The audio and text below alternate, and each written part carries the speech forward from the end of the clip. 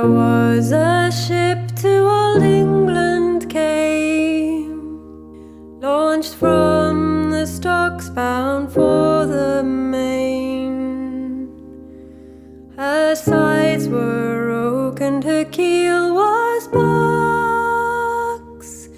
She's a gallant ship, launched from the stocks.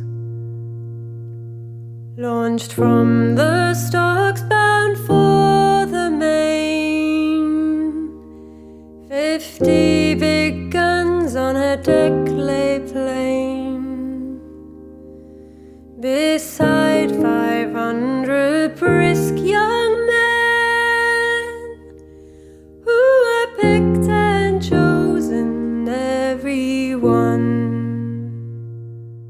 Kent, one of the few English counties to still use a name with roots in the ancient pre-Roman languages that once rang out across this island.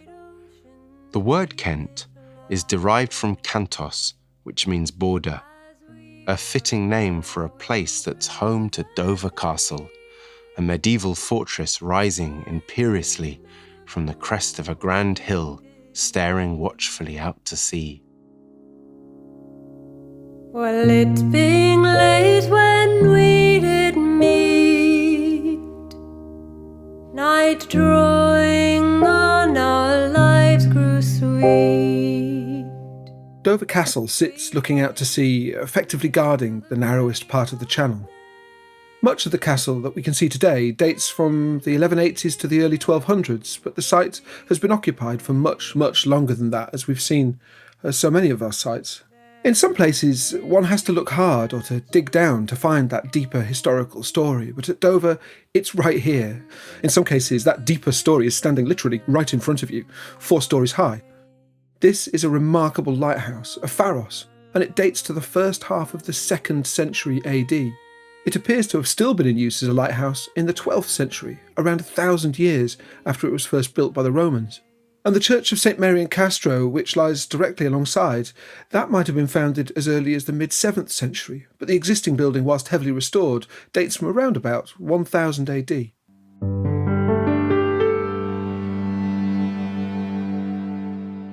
But it's not all about looking into the deep past. Dover Castle has always played a part in the defence of the realm, and it played a part in both world wars.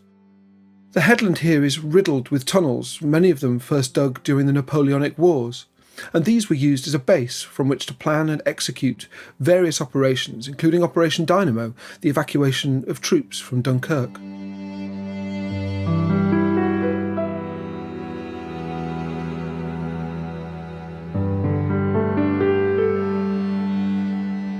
This unique site positively oozes history. It's a location that has always been of central importance for anyone looking to reign over England and defend their land from the south. The continent, filled with rulers who've often viewed England as a prize worth fighting for, lies less than 21 miles away over the water.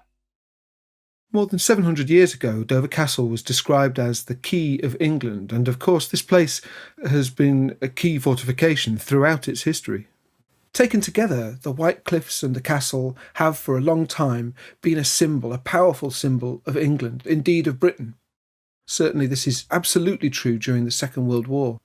But in the 19th century, Dover was once described as historic, cliff-guarded, castle-crowned Dover, which I think is a beautiful way to look at this place.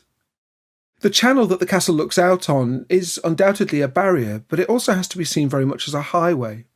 It's always been used this way, and it still is today. As much as it separates, it's allowed people to communicate, and for as long as Britain has been separate from the continent, there's always been people plying the waters here, especially at its narrowest point. And of course, that's still very much the case today when goods and people cross the water. If Pendennis feels like it has a story of leave-taking, then Dover, for me at least, always has a very strong sense of homecoming. For many, the castle and the cliffs would be the first thing they saw as they came back to England from various conflicts and travels. But of course, for others, the castle is all about defence and defiance. The seafaring people of England have blessed us with a rich singing tradition packed with raucous chanties and sentimental songs overflowing with longing and loss. A recurring theme we find is that of bloody encounters with the supposedly treacherous French. These songs document clashes with England's old enemy, who'd venture out into the wild winds of the Channel to do battle amongst the waves. One of the finest of these songs, sung here for us by Mara Carlyle, is A Ship to Old England Came. The lyrics tell the tale of an English vessel that encounters a fleet of French ships in the inky black night. They wait until sunrise to launch into the fray, uncertain if they'll ever see the sun rise again. There was a ship to old England came, launched from the stocks bound for the main. Her sides were oak and her keel was box. She's a gallant ship, launched from the stocks. Launched from the stocks bound for the main. 50 big guns on her deck lay plain, beside 500 brisk young men, who were picked and chosen, every one. We weighed our anchors to the bow, through the wide oceans we did plough. As we were ploughing through the deep, 5 French men of war we did meet. Well, it being late when we did meet, night drawing on, our lives grew sweet. We waited there till the break of day, then we began the bloody fray. Then up did speak a chief mate bold unto the little cabin boy. Go up aloft and see what you spy.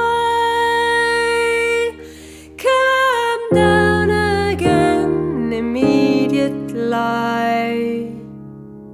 I spy 3 ships coming from the west. They're bowling down, they make great haste.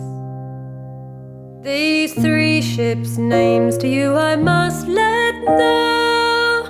There was one the oak and the other the slow, and the third that came was the Unity, quickly made the Frenchmen flee. Now some said God had a hand in this. Our little boy all danger missed. Our little boy on the topmast high, where powder and shot so thick